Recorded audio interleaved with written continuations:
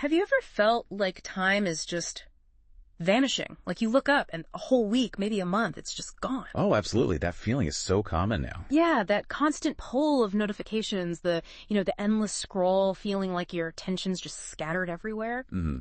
Stretched thin. Exactly. It's like we're present online, everywhere digitally, but maybe not fully present right here in our own lives, in the actual moments. It's a deep struggle for so many people today. The sheer volume of things demanding our attention, it just creates this pervasive sense of being overwhelmed. Totally. And it leaves you wondering, where did the time actually go? Where was I in all that? Right. So today we're diving deep into exactly that, this whole modern crisis of focus. Our main source is Reclaiming Focus, the nature principle. And it shares this really personal and I think pretty relatable journey through this exact struggle. Yeah, and our goal here is to really unpack why focus feels so incredibly hard these days. We'll look at some maybe surprising real-world costs, and then hopefully uncover this single powerful core principle the author found. It seems to tie together a lot of different ways to boost focus, but maybe more importantly, helps us reconnect with what actually matters. And I'll give you a hint right now. The answer isn't some complex new technique or gadget. It's rooted in something incredibly fundamental about us, about how we humans are just, built to thrive. So let's maybe start with the scale of the problem. Yeah. Because the numbers in the source, they're quite startling. Stark is definitely the word. The source points out some, frankly, wild statistics that really hammer home how widespread this is. Like teenagers, for instance. Yeah. Their average attention span is reported down to 19 seconds. 19 seconds, yeah. When you first hear that, it's almost hard to grasp. It is. And, adult attention span isn't massively better, often hovering around just 3 minutes or so before our minds drift or we look for something new. 3 minutes. Wow. And that's not just about getting work done, right? It affects how we take in information, how we learn, how we even connect with each other. And you see the ripples, in unexpected places. Mm-hmm. The source mentions global book sales dropped 20% in just 1 year. 20%. Which is huge. Huge. Think about what that really means, not just for publishing, but for our collective, ability or maybe willingness to really engage with sustained thought, complex ideas, deeper stuff. That decline feels directly linked, doesn't it, to the rise of all the short-form content, TikTok, Reels, Shorts. They're basically engineered for these tiny attention spans, constant novelty, quick dopamine hit. Yeah, exactly. And the real-world consequences, tragically, can be devastating, like life or death. The source mentions these instances. People so glued to their phones while walking, they actually had fatal accidents. A woman in China, another case in Japan. It sounds almost unbelievable, but then you think about how often you see it yourself, right? People walking, heads down, totally oblivious. All the time. It's scary. They're extreme, heartbreaking examples, of course, but they really highlight the danger, don't they, of being completely disengaged from your physical surroundings because your mind is just elsewhere. It's the ultimate cost of misplaced attention, I guess. Yeah. And we see it in less tragic ways, too, but still ways that tell you a lot. The source describes watching young people at a music festival. They'd paid good money to be there. Right, for the experience. Yeah. But every few minutes, out come the phones scrolling. Despite the live music, the energy, the whole shared thing happening right there. They couldn't resist the pull. It's that conditioning, isn't it? Yeah. Their brains are so tuned to that constant digital buzz that maybe the real-world event wasn't giving them that dopamine hit fast enough or intensely enough. So the reflex is just turn back to the phone, the reliable source of that quick, maybe superficial reward. Even while missing the actual moment they're physically in. Ugh. Yeah. It really makes you pause, doesn't it? And think about how many moments in our own lives we're only sort of half there for. But here's where it gets really interesting and honestly kind of a relief. The source is super clear. This isn't just about individual willpower. It's not just you failing. That's such a critical point. It's not us being lazy or undisciplined. These platforms, Instagram, YouTube, TikTok, they are built, deliberately engineered by incredibly smart people. Right.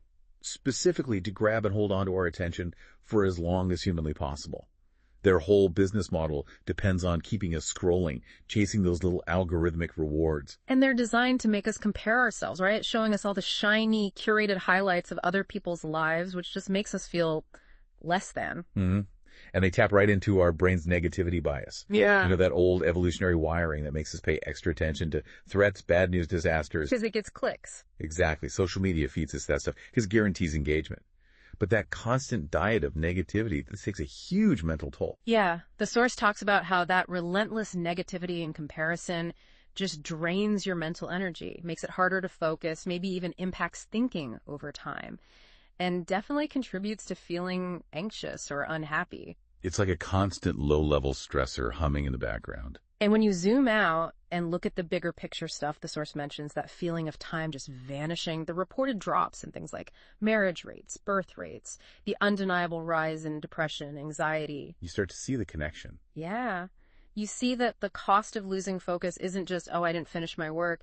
It's about losing our ability to be present, for deep connection, for actually experiencing the richness and, well, the meaning in our lives. It drains our joy, pits us against each other sometimes with the comparison. Totally, and stops us from really living in the moments that make up our whole existence. So this leads us straight to the big question, doesn't it? In this environment that's basically designed to shatter our attention, how do we get our focus back? And maybe, with it, a deeper sense of presence, of meaning.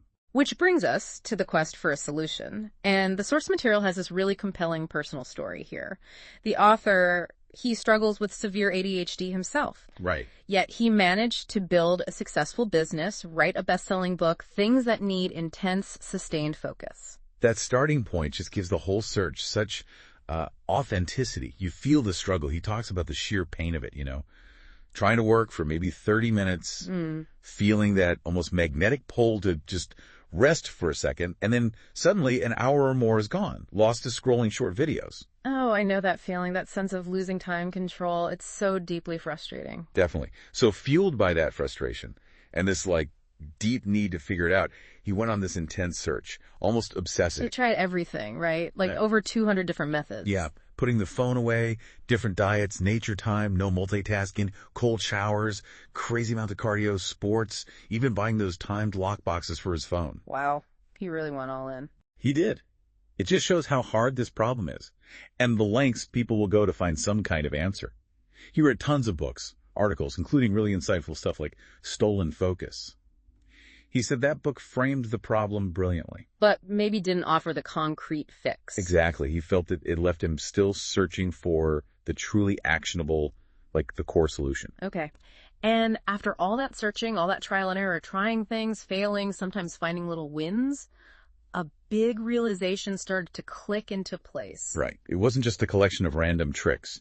There was one underlying principle, like a common thread, connecting everything that actually seemed to work. It wasn't just hacks, but something deeper. Something fundamental about how our attention and well-being really work. Okay, so let's get to it. What is this core insight? The principle the source lands on? And it is deceptively simple. It's basically, act like you're living in nature. Act like you're living in nature. Okay. At first listen, that sounds almost too simple. Maybe a bit, I don't know, folksy. It can sound that way, yeah. But the real power is in understanding the why behind it. Our brains, evolutionarily speaking, they're still basically Stone Age brains, right? Mm-hmm. They were wired for a very different world.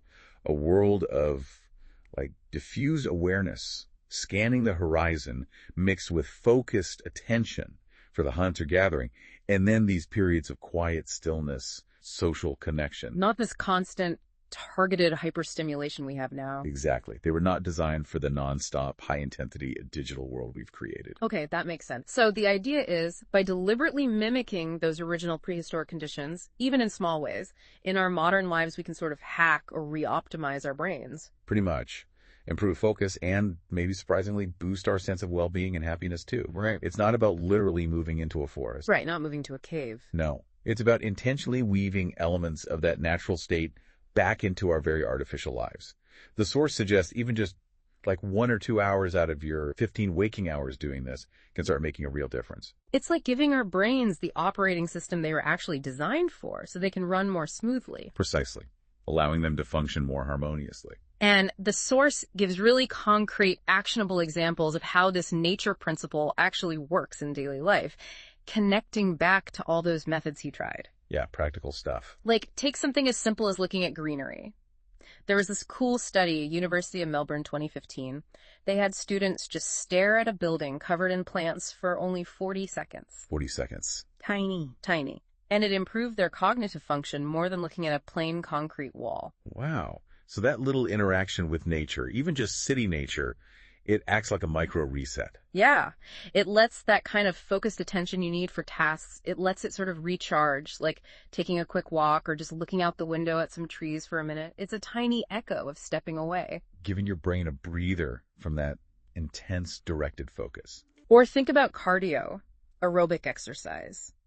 The source points out how things like running, cycling, even playing sports, they often work better for boosting focus and creativity than just lifting weights. Which is interesting. Yeah, he actually used exercise like going for a run or playing tennis specifically when he felt blocked writing his book.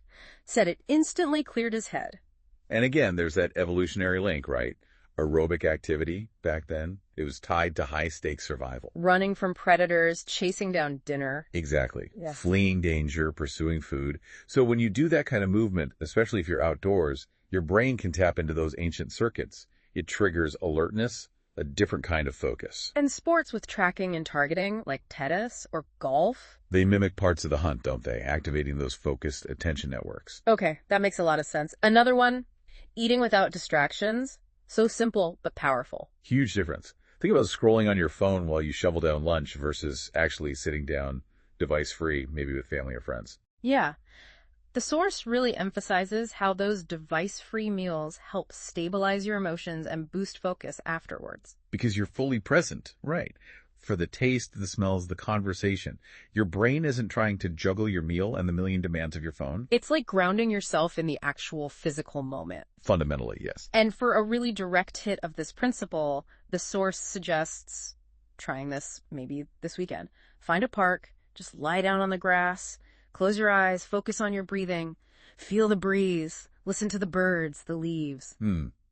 Those actions directly engage your senses with the natural world, but in a really non-demanding way. It allows for a different kind of attention, broad, receptive, calming. Like a reset for your nervous system. Exactly. It replenishes your ability to focus later by letting your mind just be in a less stimulated state for a bit. There's also this idea of embracing inertia or just intentional stillness. Right. If you feel scattered, overwhelmed. Just sit still for like 1 to 3 minutes, eyes closed, phone somewhere else, just sit. That simple pause is crucial.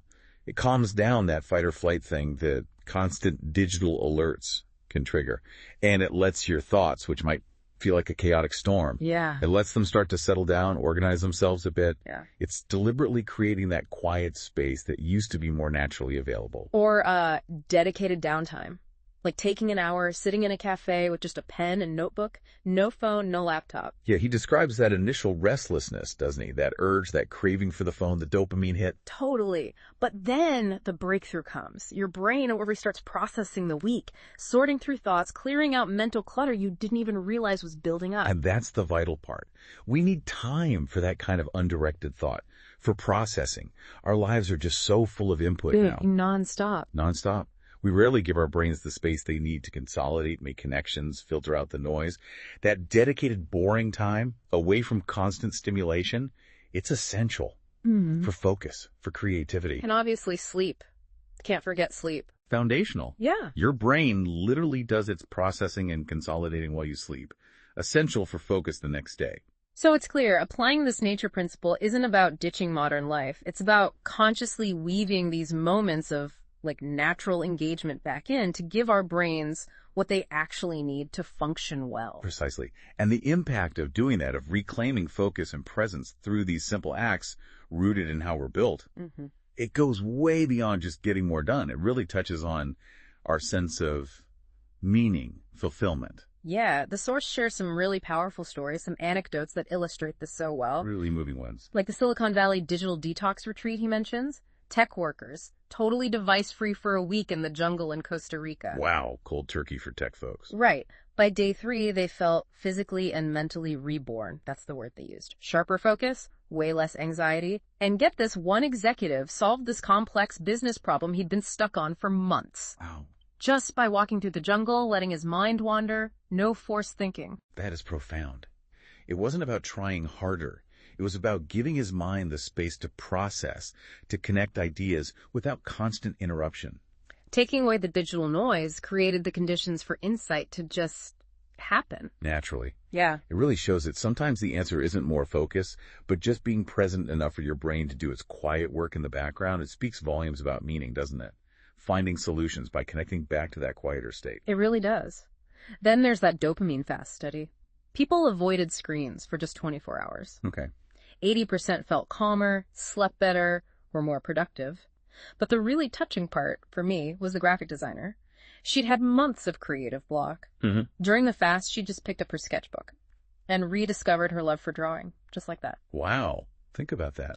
A passion, maybe a core part of who she was, buried under the constant digital noise. Yeah. It just reignited when the distraction was removed. Yeah. Reclaiming photos allowed her to reclaim something deeply meaningful, part of her identity, her creativity. That's not just productivity, that's lifeblood. It really is powerful. And one more, the near miss in London.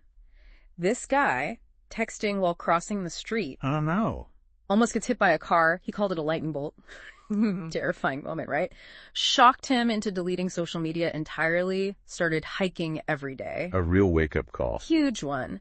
And the result, he said he felt significantly more present in his life, and his work productivity shot way up. See, it wasn't just about efficiency. It was a fundamental shift in his whole experience, from being lost in the digital fog to being grounded in the real world. Yeah. And that presence didn't just save him from an accident. It unlocked this deeper sense of connection, effectiveness, maybe even meaning in his daily life. It's a stark reminder that reclaiming your attention can literally change everything. So the real takeaway here, that so what, it feels immense. The source argues that mastering focus, using this simple nature principle as a guide, it's not just a productivity hack. It's not just about getting ahead. No, it's deeper. It is, in fact, a key to success, yes, but also to well-being, maybe even to happiness, because it lets you be truly present. It lets you process your experiences, tap into your creativity, connect genuinely with people, and actually inhabit the moments that make up your life. Acting like you're in nature kind of tricks your brain back into its optimal state. Better performance? Sure. But also that profound sense of a life more fully, meaningfully lived. Imagine what you could do, what connections you could deepen, what creative ideas might spark if you were truly present and focused, even for just a year. The source suggests it could bring results that might otherwise take decades. It feels like a path away from feeling fragmented and always comparing towards something more integrated, more real. Reclaiming your attention really is the first step to reclaiming your life, your sense of purpose. So here's a final thought for you, just something to sit with. How much of your life right now are you truly present for? Versus how much gets lost in that endless, often kind of empty pull of distraction? It's a sobering question. It is. What could you achieve? What experiences could you fully soak in? What relationships could you deepen? What hidden passions might you rediscover if you committed to acting just a little bit more like you were living in nature, even for a short time each day? What simple moment today, maybe even right now, could you experience fully just by putting the phone down and allowing yourself to be present in the way your brain was actually designed for, finding that meaning in the stillness? The principle itself is ancient, simple. Oh. But the potential impact on your focus, your happiness, your sense of meaning, it's truly profound. Thank you for joining us for this deep dive.